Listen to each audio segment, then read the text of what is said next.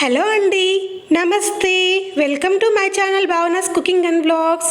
ఈరోజు నేను చూపించబోయే రెసిపీ వచ్చేసి మజ్జిగ పులుసు అండి. మజ్జిగ పులుసు అనేది ఎప్పుడు చేసుకునేలా కాకుండా ఇలా కొత్తగా ట్రై చేసి చూడండి. పెరుగు తినని వాళ్ళు కూడా చాలా ఇష్టంగా తింటారు. ఇంకా ఇందులో సొరకాయ ఇంకా ఏదైనా ఆకుకూర వేస్తాం కదా, చాలా హెల్తీ అన్నమాట.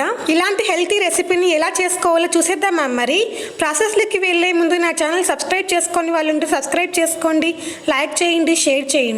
ముందుగా ఒక గిన్నె తీసుకొని అందులో 2 స్పూన్ల ధనియాలు, ఇంకా 1.5 స్పూన్ శనగపప్పు, 1 స్పూన్ దాకా జీలకర్ర, సగం స్పూన్ బియ్యము, 10 మిరియాలు. ఎక్కువ తీసుకోకూడదండి, లేదంటే ఘాట్ అయిపోతుంది. ఇంకా 2 ఎండుమిర్చిని ఇలా తుంచి వేసుకోవాలండి. ఇప్పుడు అందులో తగిన నీళ్ళను పోసుకొని 1 గంట సేపు నానబెట్టుకోవాలి.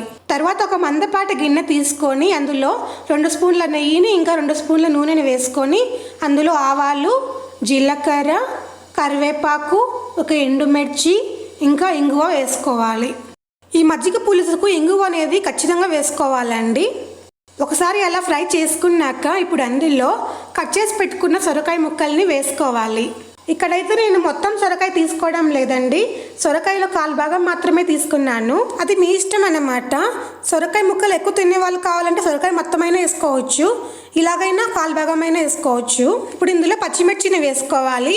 ఇక్కడైతే నేను 2 పచ్చిమిర్చి తీసుకున్నానండి. ఇలా పచ్చిమిర్చిని హాఫ్గా కట్ చేసుకొని వేసుకోవాలి. ఒకసారి ఫ్రై చేసుకున్నాక ఇప్పుడు దానిపైన మూతను పెట్టేసి కాసేపు మగ్గనివ్వాలి. కాసేపు తర్వాత ఇందులో కట్ చేసి పెట్టుకున్న బచ్చలాకుని ఇంకా టమాటా ముక్కల్ని వేసుకోవాలి. ఇందులో అయితే బచ్చలాకు కానీ సొరకాయనే కాదు, ఏ ఆకుకూరైనా వేసుకోవచ్చు, ఏ కూరగాయలైనా వేసుకోవచ్చు అండి.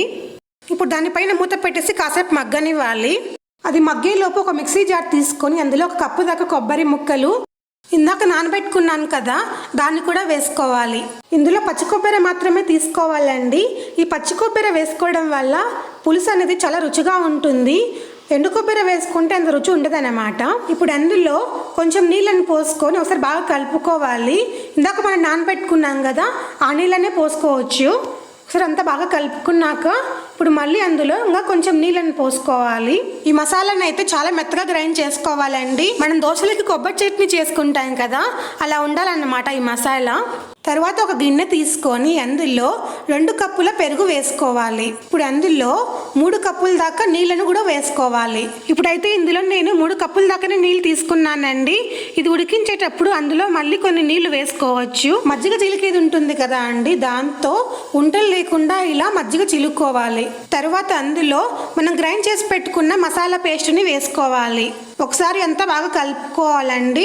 ఈ మజ్జిగ పులుసు రుచి అంతా ఈ మసాలాలోనే ఉందండి.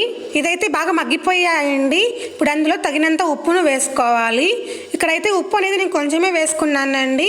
మజ్జిగ వేసాక మళ్ళీ వేస్తాను ఉప్పు అనేది. ఒకసారి అంతా బాగా కలుపుకున్నాక ఇప్పుడు అందులో మనం కలుపుకున్న మసాలా మజ్జిగని వేసుకోవాలి.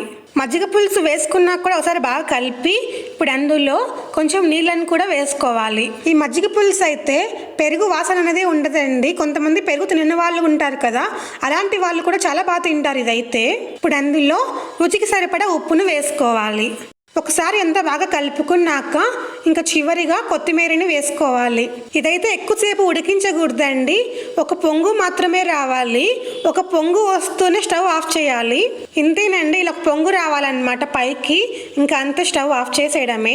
స్టవ్ ఆఫ్ చేసిన వెంటనే ఇలా మూత పెట్టేసామంటే అందులో నుంచి సువాసన అనేది బయటకు పోకుండా ఉంటుంది. ఇది అన్నంలోకి వేసుకొని ఇంకా అప్పడంతో తింటే చాలా ఎమ్మిగా ఉంటుందండి. ఈ మజ్జిగ పులుసుని మీరు కూడా తప్పకుండా ఇంట్లో ట్రై చేసి నాకు కామెంట్ చేయండి ఎలా వచ్చిందో. నేను చేసిన ఈ రెసిపీ మీకు నచ్చిందని అనుకుంటున్నాను.